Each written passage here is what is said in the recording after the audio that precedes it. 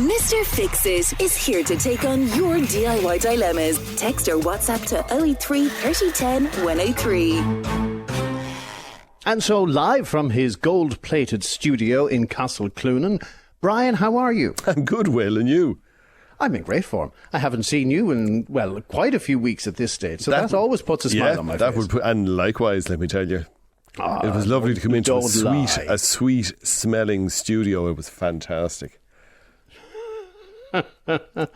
Okay, let's move on to the questions then, because I have no comeback on that one. Susan in Tullamore says there were noises from the attic last night. Something akin to Jurassic Park is moving around up there. Definitely, you've heard this many times, Brian, definitely too loud to be a mouse. Yeah. I don't mind mice, she says, but I suspect, like most people, I hate rats, and they freak out my husband completely. Both the mice and the rats. Oh, wow. So despite the stereotype, it's him who seems to be up on the chair here. Right. Well, fair enough. Well, look, it's almost always mice, even though it sounds so loud. So in the dead of night, a little scratching noise just reverberates through the entire house. We always get people in saying, it's definitely too noisy to be a rat, to be a mouse. It has to be a rat. And look, we always point out that mice never need access to actual water, whereas rats need daily access to water. So mice are happy to live up in the attic and gnaw timber that has a bit of condensation in it. And so they'll get enough out of the moisture in that timber. 100%. They don't have to go back They never outside. need to leave, exactly, whereas rats need daily access to water. So unless you have a leak, now obviously sometimes people will find a dead rat in the water tank because if in the unlikely event that it's gotten in, and you should always have your water tank covered. I mean, even just flies, I remember being in someone's attic and they'd no cover, and they had cluster flies, but there was, I'm not exaggerating, 500 cluster flies floating in the top of the tank. And this is the tank that they were having showers in. Okay. Yeah. Or worse, we had a lady who found... No, I think we don't need worse, Brian. Okay, 3 dead jackdaws, or these big birds, in the tank. And she was wondering why, when she was brushing her teeth, she got little bits of feather on her toothbrush. Yeah. Did you have to share? Okay, sorry about that. Anyway, the first was bad enough. You had made your point.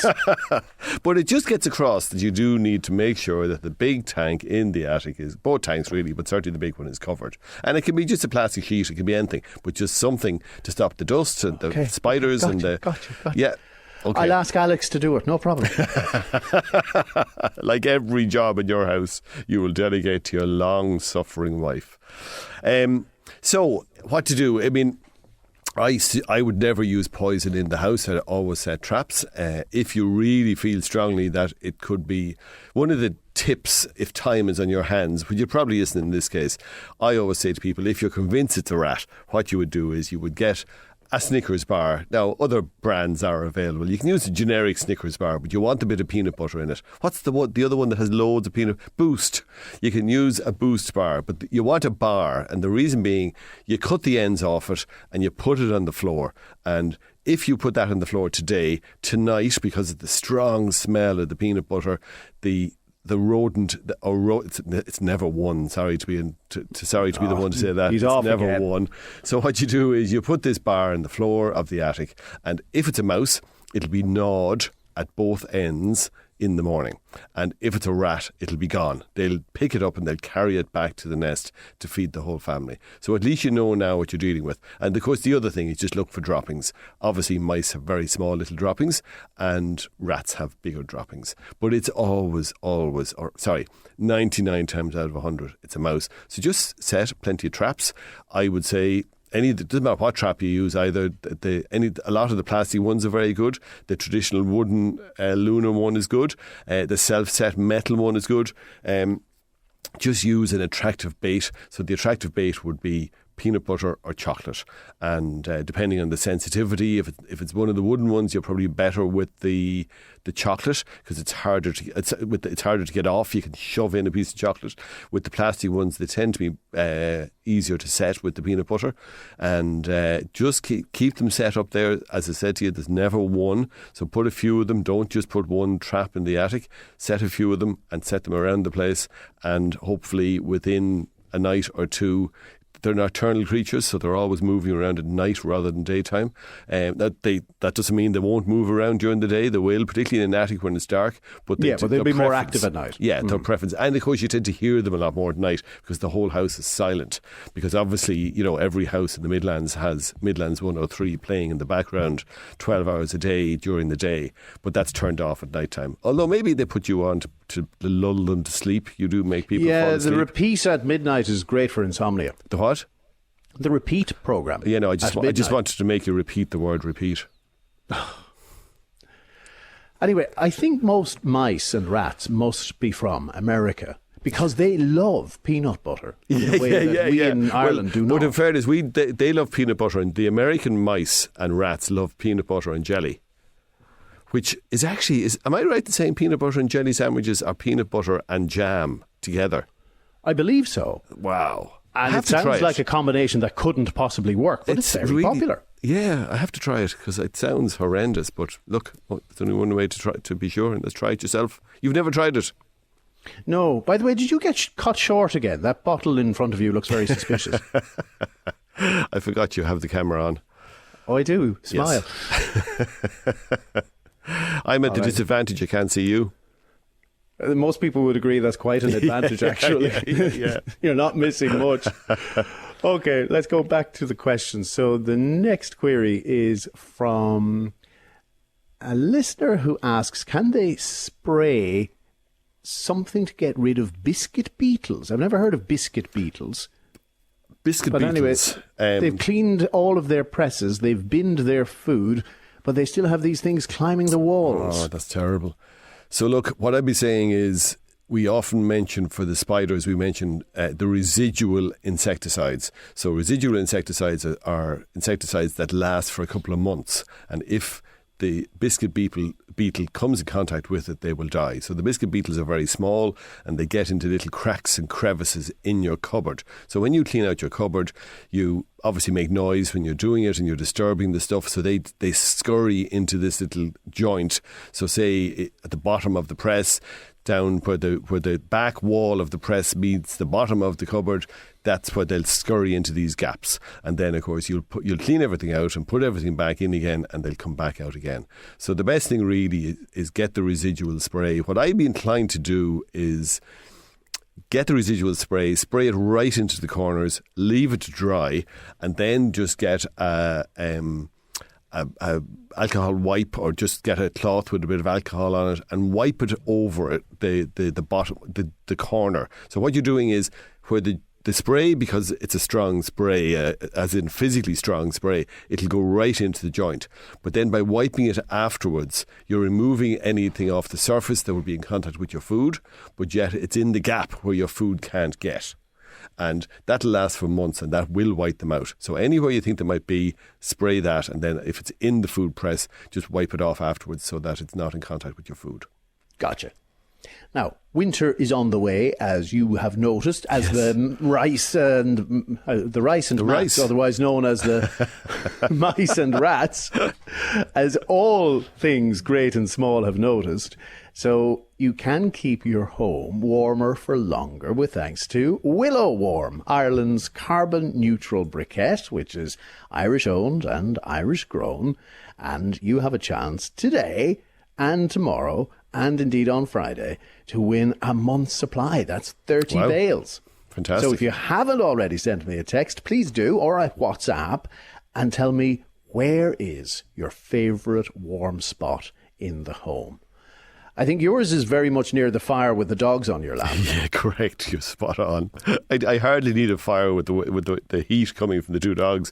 They always want to sit right on top of you. So yeah, that's a way of keeping warm in its own right. But yeah, Willow Warm are great, particularly the fact that they're Irish. Absolutely. And again, you can get more detail at willowwarm.ie. More questions for Brian Cloonan after these. Mr. Fixes with Brian Cloonan. Call 0818 300 183 and put our toolman to the test. Now, our next question is... Well, actually, it's a bit of a comment on warm places in the home. And this is since we've been promoting Willow Warm all this week. We're getting some unusual ones. Lots of people agreeing with you, Brian, that settling down with your dog, your cat, and some people have even more strange pets, shall we say. But there is one person who adds that the warmest place in their house is actually under the light for the snake. Right. Yeah, that's the way they have heat lamps? Yeah. The infrared lamps, infrared heat lamps, yeah. So they like you sitting cuddle beside up, you it. cuddle up with the snake. And I don't think That they suits you. necessarily get in there and, no, I don't think it's that. I think it's more that they're in proximity to it and it maybe emits a nice heat. Yeah. I'm guessing. Yeah, no, it wouldn't be I for could me. never understand, snakes as pets. No. I know you're fond of them, but still, it wouldn't be for me.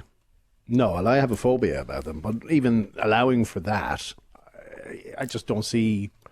Like a dog comes up, they have the big doe eyes and they're furry and they're cute and they have some utility value as well where they'll bark if a stranger comes along, etc. Cats will keep mice out of the home, although you could argue a snake will do the same. Well, certainly overall, if I'd put it in the window, I'd put my anaconda in the window where it can be seen. A burglar would look at it and say, not for me. Like hell, you've an anaconda. A worm, I think. Alice has the next question. She says, my carbon monoxide alarm is giving a beeping sound akin to the smoke alarm when the battery is low. The only difference is I've replaced the battery and it's still beeping. Oh, it's past its best life. So all smoke alarms and carbon monoxide alarms have a life. It's usually 7 years, I think. And once that 7 years is up, the way they make sure that you know that it's up is that it beeps like the battery low beep. So it's not going off the way it would if there was a carbon monoxide issue or a smoke issue or a heat issue, but it beeps in the same way as the battery low. But it just simply means that it needs to be replaced. And it's the same thing goes for both. Just take it down. And it's one of these really annoying things, I have to say, Will, that you can never get the very same one again. They keep changing, and a bit like phones went through. So smoke alarms used to be quite big. Now they tend to be very small. So you're left with, a painted.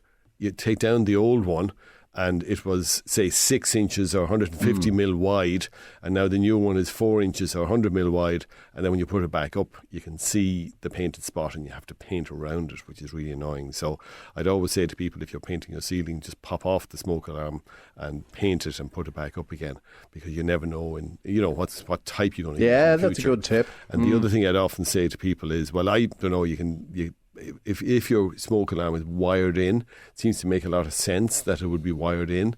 But the problem is the electrical connection keeps changing on them, which is really annoying. So instead of there's a pop-out electrical connection that just plugs in, like, in the back of your TV or the back or whatever, there's a little pop-in electrical connection that you just push into the back of the smoke alarm. But the problem is, of course, they never seem to have the same type again, which is really annoying, because then you've got an electrician to come. So unless your electrical ones are connected one to the other, which sometimes they are, well, then there is merit in getting your electrician in to replace them. But if they're not, simply put a battery-operated one back in where the electrical one was, because there's no huge advantage in the electrical one because it also has a backup battery in it. So unless it is connected one to the other, just replace it with an ordinary battery-operated one. They work just as well. Quiva says, we have moved into our own home having rented for 15 years. Oh, wow. So, huge congratulations. That's fantastic. There. That's great excitement. Can you imagine? Here comes the snag. Okay. So they had a fine set of garden furniture in the last place, which naturally they brought across. They used to keep it in the shed during the winter. Right. However, on shed nua is rather beag. and there isn't enough room. Okay. So she's wondering, is there another way it can be stored over the winter where it may be exposed to the elements? Well, I suppose that there's two things. It depends on the type of furniture it is. If it's non-rust furniture, so if it's an aluminium frame or if it's PVC, then you can simply, I would say, put a cover over it and always stick it in the corner. Try and look where is the wind. So we always seem to get a strong storm. So you have two things. If it's going to be affected by being outside in the rain for the winter, well, then you want to cover it. But when you cover a set of furniture, it does make it even more likely to be blown around.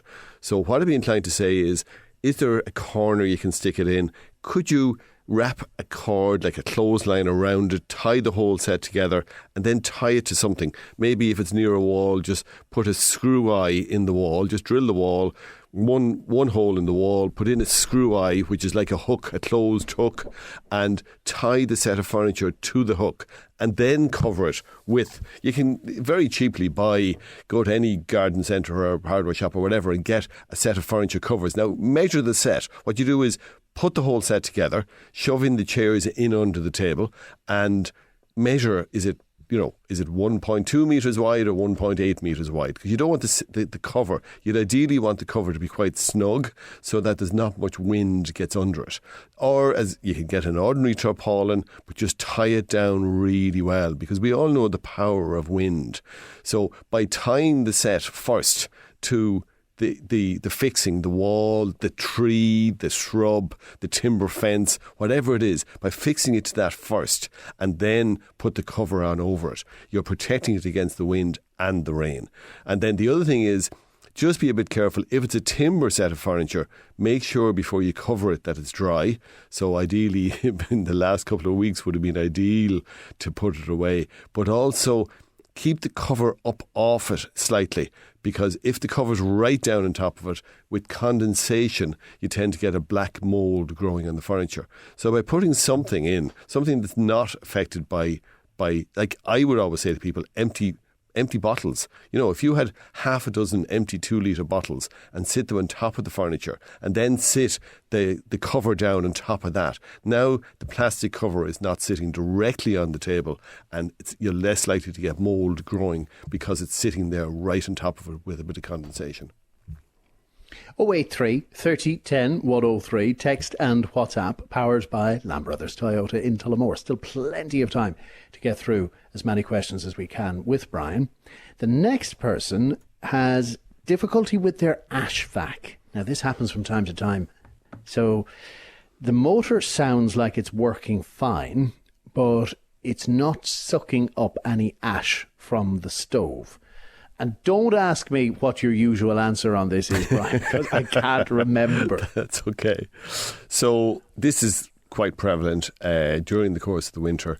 There's two issues here. If the motor's working fine, it's either that, and actually the fact that it's early in the season now, and it could well be that the ashvac for the summer was put away somewhere where it gets a bit damp.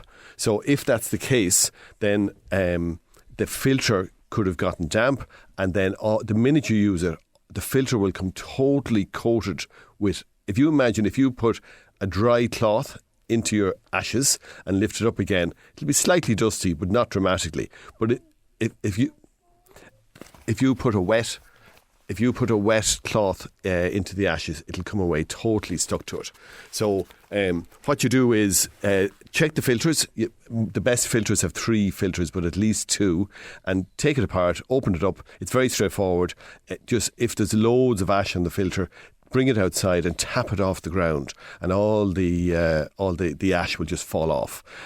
Put it back together again, and the next thing then is to just check the hose. So the hose can have, particularly if you burn coal or anything that leaves clinkers behind. So if you have anything that, or if you were to hoover out your fire and there was a piece of timber that hadn't completely burnt away, and then when you hoover it up, it gets stuck in the hose, and then everything just gets built up behind that, and it'll no longer suction. So check the hose by shoving, a bamboo cane, or just pull it out really straight and see if you two people look down through the hose, bring it outside, look down through the hose, can you see daylight? Or shine a torch from one end, can you see the torchlight coming down the hose? If not, you need to unblock it. It's very flexible, so very often by just, again, kind of gently beating it off the ground and tapping it, you might free it. Otherwise, just get a long, thin, something that goes down it to push the blockage out. It's amazing how we differ in our thinking. You were going to say gently tap. I was going to say brute force. Well, I always say about you, when there are jobs that require brute force ignorance, that you don't have a lot of the brute force, but by God, you have plenty of the ignorance. Oh, very qualified. Yes. Brian, stay there if you don't mind. Still time to send a question. 083 30 10 103 on text and on WhatsApp, powered by Lamb Brothers Toyota in Tullamore. Now, still after 11 on the agenda today, what help is there if a loved one is mentally unwell, but they're not so unwell as to go into hospital, but they are going to be back under your own roof and you have to support them? But if you're concerned, who do you turn to? A lot of families find there's nowhere to go in that situation. But is that necessarily the case? And national lottery funds.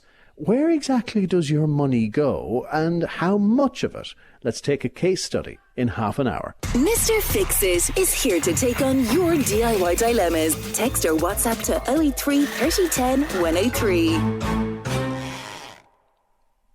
Now, our next question is from Eleanor in Abbeyshrew. And she says, we had a kids' party at the house over the weekend, and during the clean-up I noticed a lot of heel marks on the laminate floor in the hallway. Now, I'm afraid of using any sort of chemical on a laminate finish. I have tried washing up liquid, and I've tried just plain water and elbow grease, but to no avail. Any suggestions? Yeah, look, usually those black heel marks, they're from the rubber heels of the shoes, really, and alcohol. Best, I know the alcohol is a solution to lots of your problems, but in this case it is the solution to this problem. So methylated spirits, gin, vodka, hand sanitizer. The good stuff. The good stuff, exactly. Well, not the hand sanitizer. You're not on that gin yet, and are the you? vodka, let me clarify. So yeah, just use that on a soft cloth and just wipe it off. If it doesn't come off, get a nylon pad and just gently, the yellow sponge with the green or white nylon pads, just give it a quick rub and then wipe it off. Don't go too hard because even the nylon can slightly dull the surface, but as a rule you won't need it. I normally say like a cotton t-shirt, a bit of a small cotton, cut a piece off a cotton t-shirt and make kind of a wad of material. So if you can imagine bunching it up in your fist, so a little bit of the material is sticking out the bottom, pour on the alcohol, just give it a minute or two because it evaporates away quite quickly, and then rub and then wipe it off, and it won't affect the surface, the look of the surface at all. Now just be aware if you have used a polish, so lots of people can dramatically increase how well their laminate looks. So if you put in brand new laminate, it tends to have a kind of a glossy finish, and then over time, particularly funny enough, if you use the wrong things to wash your laminate, you can take off that shine. So a lot of people will put on a laminate polish that just goes on with a little paint roller. It's very easy to put on, but if you use the alcohol, you're also taking off the bit of polish. So if you have polished it in the past, you will need to repolish it. Just be aware of that. Okay, our next listener, and by the way, there are still so many entries coming in for the Willow Warm month of briquettes. I'm trying to sift through all of these, and we're asking, where is your favourite warm place in the house? And David Hollywood in the next hour will tell you if you are today's winner. But if you're curious about Willow Warm, then simply go to willowwarm.ie. We have a rug inside the front door, says our next listener, and it tends to slide or creep along the floor. And I'm concerned that sooner or later one of us is going to break our neck on it. Hopefully not me. I can live if it's him.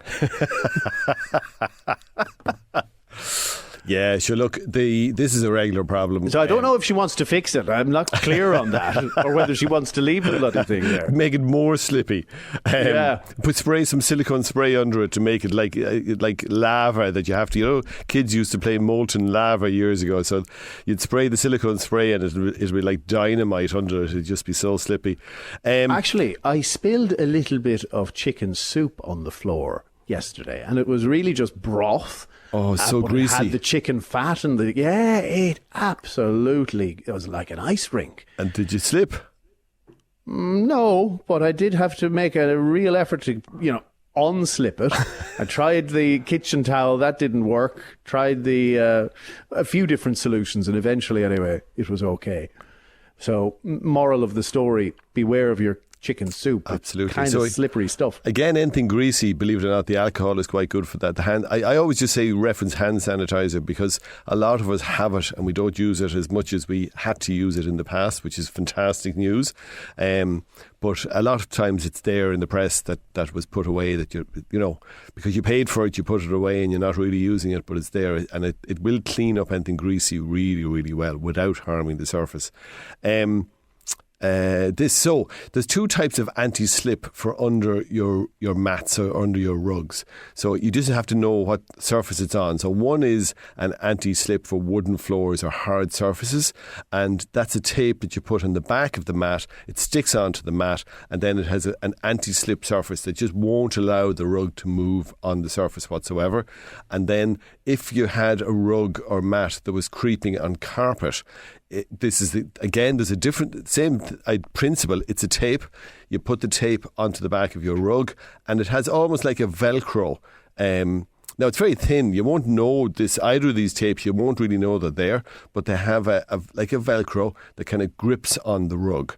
So the silicone one, the anti-slip one for the back of the mat is a rubber. It's a bit like, the way if you had something in your dash that you didn't want to move along on the dash, there's a black mat that you can put in there that's just nothing moves on it whatsoever. It's exactly the same principle as that. So, if you had a bit of that, you could get some double-sided tape and stick it onto the back of your rug. Otherwise, just buy anti-slip for hard surfaces, and that'll do. Okay, next. So this lady says, there are two potbellies in the house that I adore. One is the stove, and the other is my husband. It's not nice of Alex. Well, it's a bit of a backhanded compliment, isn't it? You're saying you adore him, but yet you remark on his pot belly. Well, I remember years ago talking to an auctioneer in the shop, and he was commenting on that back then, every house he went into, the universal comment from the householder when they were selling a house, so he's going in to look at that, to do a survey in the house, and everybody back then used to make the same comment, which was, that little stove, it's the best thing that ever came into this house. Because everybody was mad about those stoves, and not quite so much anymore, I suppose, with the cost of solid fuel and so on. But sorry, what's the question here? If you want your BER rating to improve, stove versus open fire is a no-brainer. And you can burn your Willow Warm in it, and it'll give you loads of heat. Now, the problem is that one of her pot bellies has a brick crumbling, so I assume she's referring to the stove. And she says, I'm not sure which brand it is, therefore I can't source a spare brick.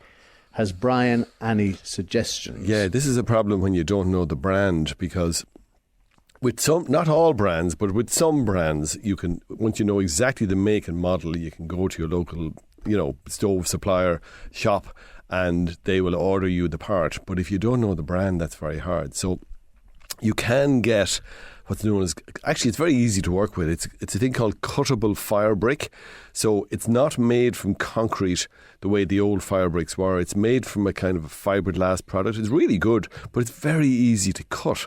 So you can actually cut it with a bread knife, a hacksaw, an ordinary wood saw, and you can take out the old and you can cut this in, cut it a little bit bigger than you think it needs to be, and see, does it shove into place?